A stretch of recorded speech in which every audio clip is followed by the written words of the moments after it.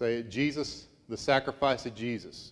So essentially what he's saying in verse 3 is he's saying that Christ died and there's nothing else. 2 Peter chapter 3, along with some other verses to do it. So we'll look at it real quick. It's an interesting study as far as just kind of understanding the wrongs with it. If you do want to study it even further, because we're not going to deal with it in a lot of detail, you can go to christiancourier.com and in their search engine type Renovated Earth, and there's a great article that explains what it is, how they defend it, and everything that's wrong with it. Jehovah's Witnesses and some other denominations have used it, but it's starting to creep its way into the Lord's church. But the idea behind it is that the second coming of Christ, when the Bible tells us that the world is going to be engulfed in flames and destroyed, those who buy into this renovated earth concept apply that burning or that purifying of the earth to the same as the flood. So in other words, the flood during the times of Noah was flooded with where thieves do not break in and steal. John chapter 14, starting in verse 1 says, "Let not your hearts be troubled. Believe in God, believe also in me. In my Father's house are many rooms." This is Christ talking, obviously. "If it were not so, I would have told you that I go to prepare a place for you," in theory. We look at 2 Peter chapter 3 and verse 13. And if we're responsibly studying the Bible, we have to understand that if we read something and we interpret something a certain way, and the way we interpret it contradicts anything in the Bible, then it's our interpretations that's wrong, not the Bible. Okay, so the idea here is, and we can apply the old algebraic formula. If A equals B and B equals C, then we can come to the conclusion that A and C are the same. And we can apply the same thing here.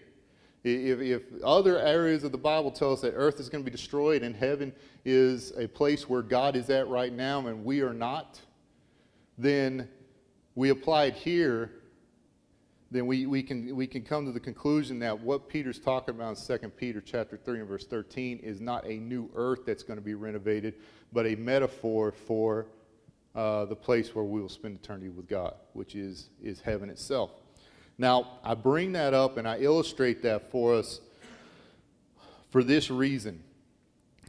It is making its way into the church, unfortunately, but the guise or the cover, for lack of a better term, that it's hiding behind is those who teach it will say something along the lines of, "Oh, it's a matter of judgment." And there are matters of judgment in the Bible that you and I can disagree on. Did Adam have a belly button? The author of Hebrews? What Christ wrote in the ground with the adulterous woman?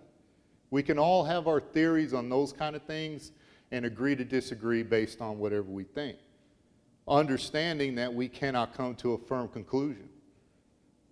But when it comes to heaven and this idea behind a renovated earth, the Bible's very clear what heaven is. The Bible has left no question what's going to happen to this earth on the day of judgment. And so this idea behind renovated earth contradicts that. Therefore, it is not a matter of judgment. It's a matter of doctrine. And the unfortunate thing is unfortunate, I feel, and this is just me, my opinion, but I feel that sometimes we use this, "Oh, it's a matter of judgment," to avoid having to deal with the false teaching or the false doctrine.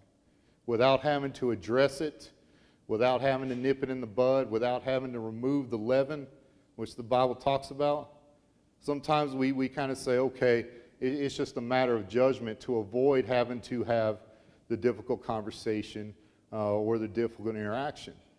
And I say that because we look at Jude, in verse 3, he said, "I wanted to talk about salvation, but you have an issue that's arising. Therefore, we have to deal with something that we may not necessarily want to do, but we need to do." And it doesn't relieve us of that responsibility today. The same responsibility that Jude's audience had in the first century is the same responsibility that we have today to address it and to deal with it. And so just something to think about and something to kind of keep in the back of your head as we go on. Any questions or comments on the first 4 or 5 verses of Jude?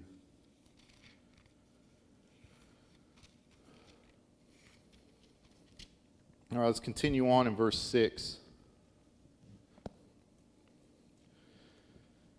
It says, "And the angels who did not stay within their own position of authority, but left their proper dwelling, he has kept in eternal chains under gloomy darkness until the judgment of the great day. Just as Sodom and Gomorrah and the surrounding cities, which likewise indulged in sexual immorality and pursued unnatural desire, served as an example by undergoing a punishment of eternal fire."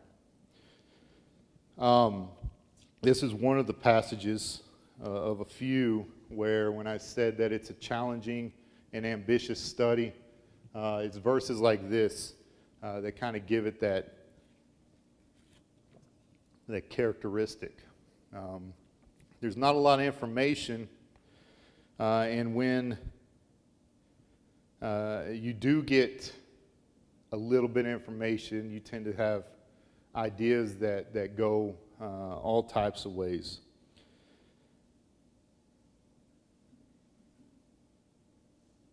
A few things to discuss here. Angels in chains awaiting judgment.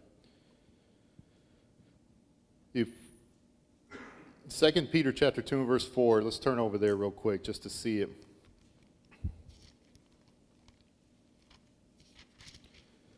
It reads,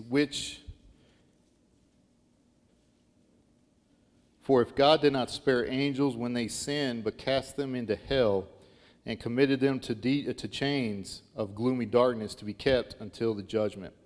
The only reason I bring us over here is that phrase, hell. He cast them into hell versus where Jude says into darkness. The Greek word there in 2 Peter chapter 2 and verse 4 is Taurus. That was a Greek word that they used back then to describe the darkest pits of Hades. And we definitely know through the parable of the rich man and Lazarus what the Hadean realm is, the bosom of Abraham, and Hades, the torment, and the great divide between it. And so it seems as if what Peter's saying is that angels who have rebelled against God are somewhere in that Hadean realm. I don't know the full extent, but Jude kind of alludes it to us in that. 25, Matthew chapter 25, verse 41 says, "Then he will say to those on his left, Depart from me, free, you cursed, into the eternal fire prepared for the devil and his angels." So the idea here is in verse 6 of Jude is that the angels rebelled against God as well, and they were punished for it. Okay, so keep that in the back of your mind because we're going to come back to it. But verse 6 of chapter 2, verse 6 of the book of Jude lends itself to some kind of wild theory that if you study, you'll get out there every now and then.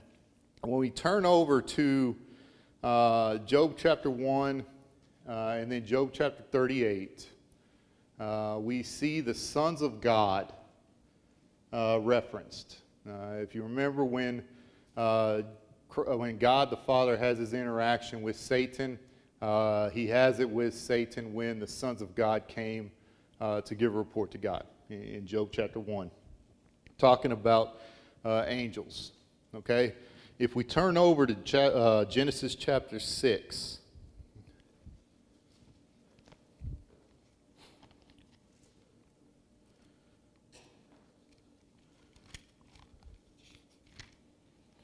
Starting in verse 1, this says, "Then man began to multiply on the face of the land, and daughters were born to them." And then verse 2 is where it gets interesting. It says, "Then the sons of God saw that the daughters of man were attractive, and they took as their wives any that they chose. Then the Lord said to my spirit, My spirit now shall abide in man forever, for he is flesh, in his days shall be 120 years. The Nephilim were on the earth in those days, and afterwards they were the sons of God, came to the daughters of men, and many bore children to them, and they were mighty men who were of old, men of renown. Now, let me take a breath. In Jude chapter 6, or Jude verse 6, what they'll do is they try and tie Jude verse 6 to Jude verse 7. So what the theory out there is that the angels who did not stay within their own position of authority but left, they try and tie it to verse 7 where it says, just as Sodom and Gomorrah. Okay? Now we know about Sodom and Gomorrah. We know the issue Sodom and Gomorrah had. They appealed to their own sensuality, like Jude tells us. And so the theory is that what Jude's telling us is that the angels participated in a similar type of sin, a sensual type of sin, just as Sodom and Gomorrah. And what we can do is we can go back to Genesis chapter 6, where the sons of God, and they'll say that's angels, just like it was in the book of Job, had unnatural relations with the daughters of men, and the Nephilim is this half angel, half human breed, is what they'll say. And they'll point to Jude 6 and 7 to prove that point, along with Genesis chapter 6, verses 1 through 4. Okay? Completely false. Again, it goes back to the idea that if there's a theory that we have that contradicts anything else in the Bible, then our theory's wrong. It's not the Bible. Okay? More than likely, what Genesis chapter 6, verses 1 through 4 is telling us is that sons of God, in other words, men who were once in a righteous relationship with God. In other words, their actions and the things they were doing were pleasing to God. They saw the sons of the daughters of men. The idea there is those are daughters of men who were not pleasing to God. And so what these men who were once pleasing to God were doing were marrying women who did not have that same foundation or background, and that caused them to stray away. God says that my spirit will not be in them for 120 years. Essentially what he's saying is because they're marrying these women who do not have me as a priority, I will no longer be their priority. And what happens? We see the flood. Earth gets wicked to the point that only 8 souls could be saved and is destroyed by the flood. And we see it with Israel as well. They go into the land of Canaan, and what is Israel's downfall? They start marrying who? Wicked, the women of wicked nations. So that's what Genesis chapter 6 is talking about. Okay?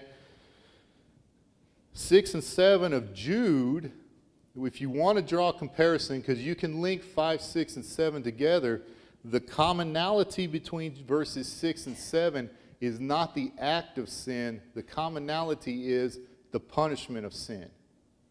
Okay? That's where you link them.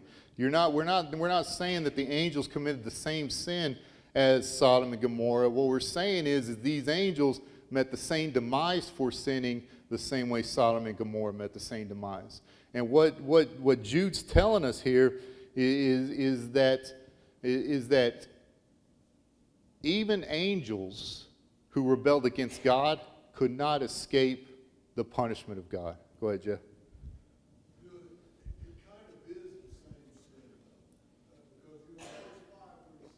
Things that you know once for all, as you pointed out, these foundational principles that we all know are what they abandoned. And the angels did the same thing. I mean, they abandoned the foundational principles that they had. Oh, absolutely. To get to that point. Absolutely. Which is the same thing that those that are straying, the false teachers are doing. They're leading you away from the things that you know to be true. And then the punishment kicks in. But I've always, that once for all, as you pointed out, has always stood out to me because you see that so many times that, I've got relatives that know or knew what the truth was. And the more they learned, the more educated they got, the more they strayed away from the foundational principles of the things that they knew to be true. Absolutely. That's a great point. And again, the sin's the same in a general sense. Yeah. And that's a great way to look at it, because when you start to try and tie them specifically together, that's where you get in trouble. Some issues with this thought process. Hebrews chapter 1 and verse 14, angels are spiritual beings. As such, they do not consist of flesh. We see that in Luke chapter 24 and verse 39. Hence, they are incapable of a physical relationship. Okay, so that's part of the theory that you can throw out that contradicts at least two passages there. Matthew chapter 22 and verse 30, Mark chapter 12 and verse 25, and Luke chapter 20 verses 34 and verse 35 says Christ himself plainly said that angels do not marry. Okay, so the idea that the sons of God were marrying women throws that idea that the sons of God means angels out. There is in fact nothing in Genesis 6 and verse 4 that indicates the Nephilim were offsprings of the marriages that were suggested in this context. So simply because Nephilim's a fancy word that we're not real familiar with doesn't mean that it's interracial breed between angels and humans, or interspecies. I don't know what that would be. But it's not. And then we go over to the word Nephilim is usually identified as giants. The American Standard Version is a good example of this. It's used in Numbers 13, verse 33, of certain inhabitants of Canaan who the Israelite spies encountered on their survey of the land.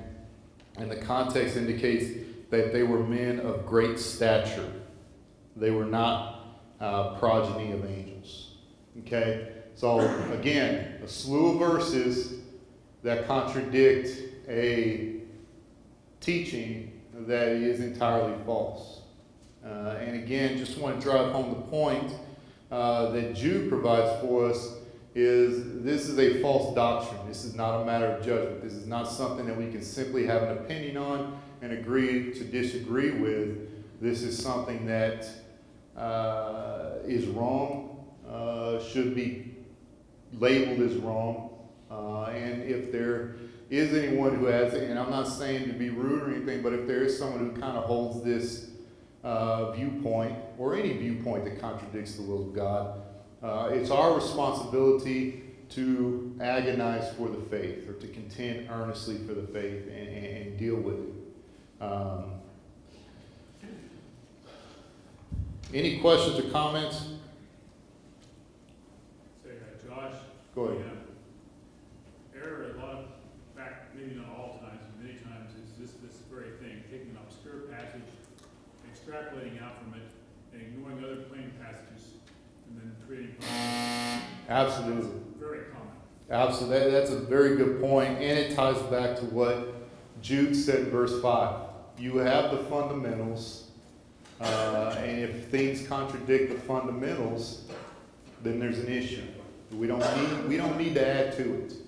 The same book that saves us today is the same book that saved the Christians in the first century and will save whoever the last century is as well. There's a clear passage somewhere which use that to interpret the more difficult passage elsewhere. Absolutely. Very good. Any other questions or comments? Thank you for participation. Next week's prayer and praise night, and then the week after we'll finish the book of Jude.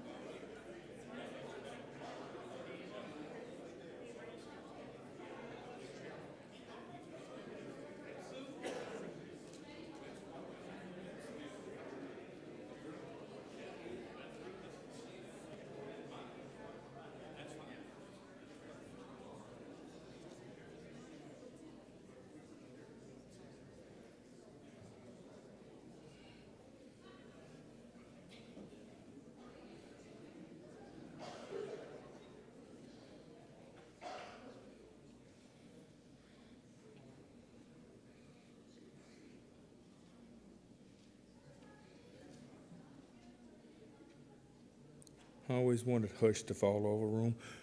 Good evening, everyone. Before we begin our devotional night, we have the following announcements. Ladies' Night Out is tomorrow night. If you're interested in coming, please see Robin or Taylor Worsham. The cost will be $8. The men's breakfast will meet this Saturday, November the 17th at 8 a.m. in the Activity Center. All deacons will meet this Sunday, November 18th at 2:30 in the East Adult Classroom. The elders and preachers will join them at 3:30. Family circles will meet this Sunday evening. The location should be in the bulletin. Monetary donations for Thanksgiving boxes may be given to Randy Blue, any of the elders, or the office staff. We'd like to express our sympathy, love, and concern for Glenda Lacey and family on the loss of her sister Mary Barnes. Glenda and Gary are traveling today to be with their family. Please keep the following members who are sick in your prayers. Louis Kassenbaum is in Southwest Medical Center with a severe infection. His room is 1005. Joe Bryan is at home with a broken kneecap. She will wear a brace for 6 weeks. Visitors will be appreciated. Bob Eads is now back at home. Bob Goodson had a pacemaker implanted last week.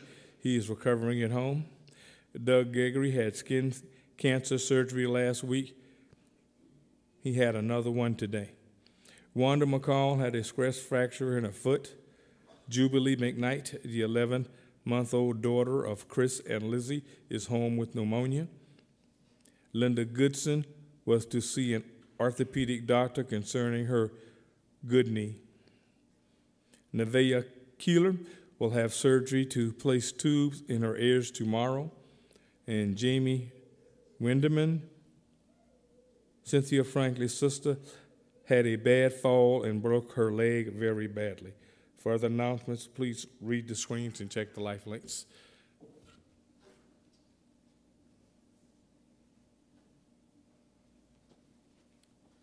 I have an update on Jubilee. She's actually in the nursery here tonight. She's feeling great. She's kicked her fever, and just want to thank everybody for their prayers and texts and calls and concerns. Thank you, guys.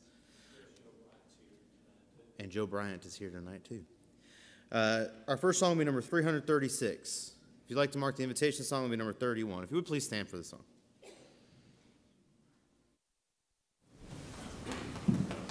Is it for me, dear Savior, thy glory and thy rest? For me so weak and sinful, oh, shall I be so blessed? Oh, Savior, my Redeemer, what can I but adore and magnify and praise thee and love thee evermore?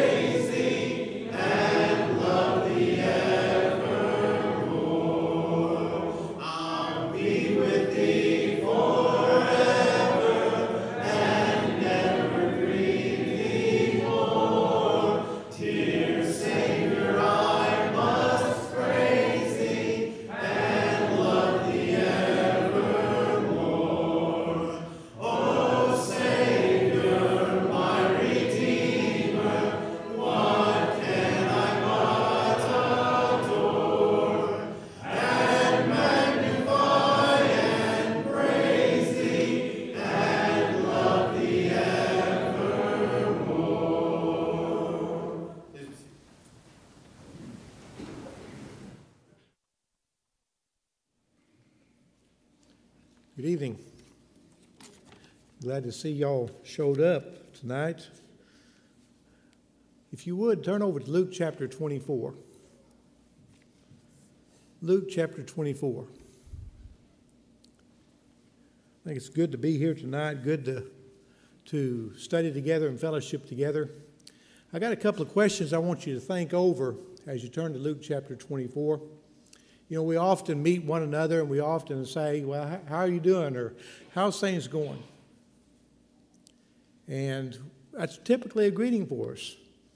And we often tell people how we're doing, or maybe our day's good or something like that. But I was wondering, you know, with the weather change and things that go on in our lives and stuff like that, you know, how we're doing. Have we lost our spark? Have we lost our drive? You know, sometimes things get us down, you know. Last week, you know, we had election. I don't know about you guys, but I was so tired of politics that, you know, every time you turn on the TV or radio, there's a campaign and there's so much mudslinging going on and who knows what the truth is, and this one does this and this one does that. It gets kind of old. It kind of drags you down, I think, sometimes, like the weather or maybe your work or something like that, or maybe the holidays coming up and you've lost loved ones and stuff. And I wonder sometimes if we don't let it drag us down. And we get down and we kind of get in a rut, or maybe we just don't have the drive that we ought to have spiritually. And when I think about that, I think about Luke chapter 24. And if you open up Luke chapter 24, you'll see Christ has been crucified and he's been buried and put in a tomb. And then in verse 9, you know, some of the ladies returned to the tomb and they didn't find Jesus there. And they went and reported it to some of the other apostles and disciples there, and it says in verse 11, but these words appeared to them as nonsense, and they would not believe them.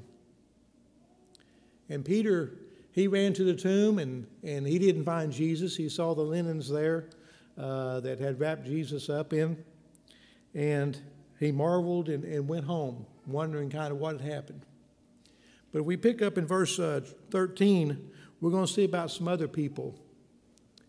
And I wonder about their spark, as I wonder about ours sometimes. It says, and behold, two of them were going that very day to a village named Emmaus, which is about 7 miles from Jerusalem. And they were talking with each other about all these things which had taken place. They're talking about how Jesus had been crucified and how it had been reported he'd been raised from the dead. And while they were talking and discussing these things, Jesus himself approached and began traveling with them. But their eyes were prevented from recognizing him, it says in verse 16. So he questions them and he says, well, what are you guys talking about? What are you exchanging with one another as you're walking along here? And it says they stood still looking sad. And one of them named Cleophas answered and said to him, are you the only one visiting Jerusalem, unaware of the things which have happened here these past few days? He said, what things? And they said, well, there was Jesus, the Nazarene, who was a prophet, mighty indeed in word in the sight of God and all the people. And the chief priests and our rulers delivered him to be sentenced to death and crucified him. But we were hoping that it was he who was going to redeem Israel. Indeed, besides this, all this is the third day since these things happened. And some women have reported that were among us that where they were at the tomb early in the morning, they did not find his body. And they came saying that they had also seen a vision of angels who said he was alive. So some of us went to the tomb and found it just exactly as women had said. However, but him we did not see. And Jesus says, well, you foolish men and slow of heart to believe that all the prophets have spoken, was it not necessary for Christ to suffer these things and enter into his glory? And he started teaching them. But they didn't know it was Jesus. They were still sad. They were being drugged down. Their spark wasn't burning very bright. As they walked along, it says he talked to them about the prophets and then began with Moses and talked to him about himself, relaying that through the scriptures.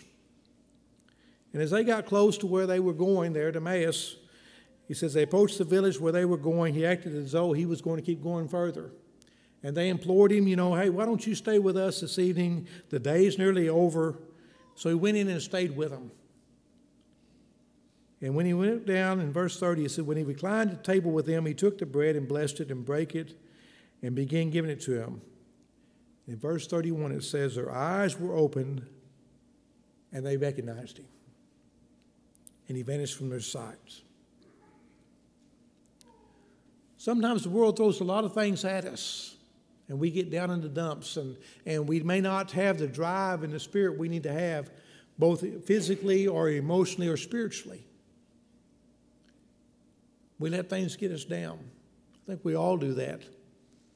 We have a bad day at work, bad day at school. The weather's miserable, it's cold. We miss those 70-degree days, that we had last week. Sometimes we get that way spiritually. But I want you to look at verse 32. Then they said to one another, were not our hearts burning within us while he was speaking to us on the road, while he was explaining the scriptures to us?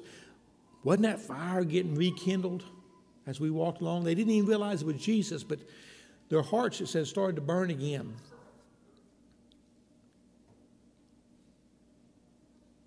And they got up that very hour and returned to Jerusalem.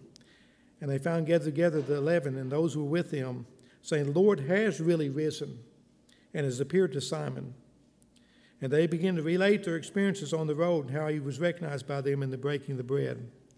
Later in the chapter, we see that Jesus appeared to all of them. And he opened their minds to the scriptures.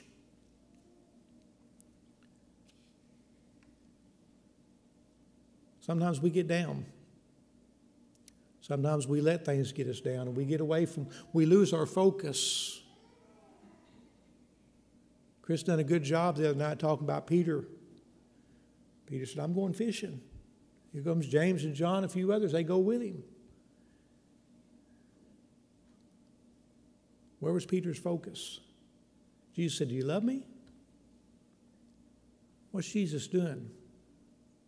Same thing he done right here. He's fanning those flames. He's fanning those flames. He's trying to get them to realize he's still there. He's still working in our lives. He's still guiding us and leading us. If we'll just stop and look and listen to what he's got to say and let him lead us and guide us.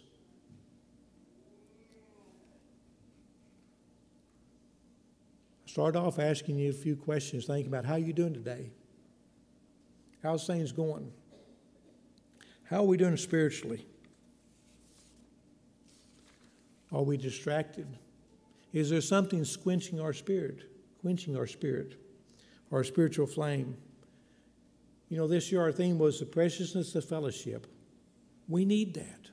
We need God. We need Jesus. We need his blood. We need each other to keep us going, to keep us built up, to keep that flame fanned. So in closing tonight, I want to ask you, how's your spark doing? How's your drive? Is Jesus fanning your flame? Or have you got the damper turned down on that stovepipe where you're just kind of settling in for the night?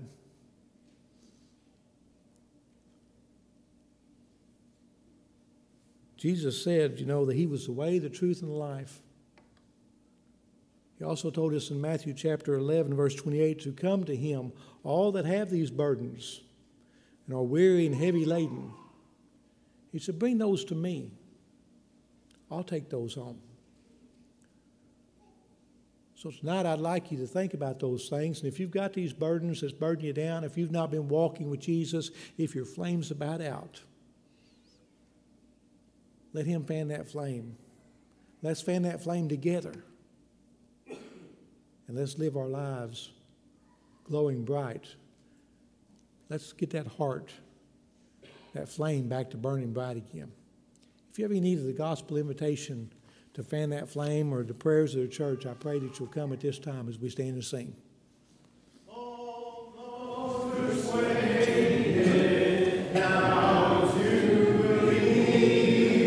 All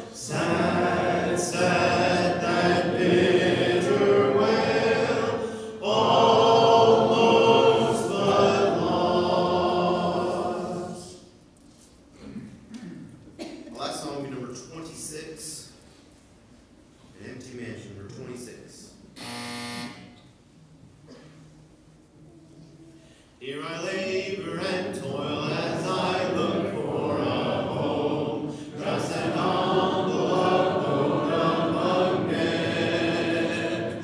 While in heaven a mansion is waiting for me, and a gentle voice pleading, come in.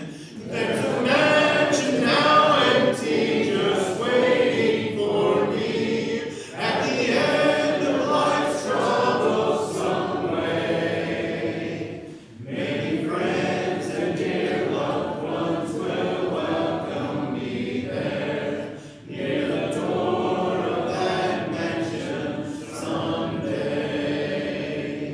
When my labor and toiling have ended below, and my hands shall lie folded in rest, I'll exchange this old home for a mansion up there, and invite the archangel as guest. There's a mansion now empty, just waiting for me, at the end of life's troublesome way. Many friends and dear loved ones will welcome me there, near the door of that mansion someday.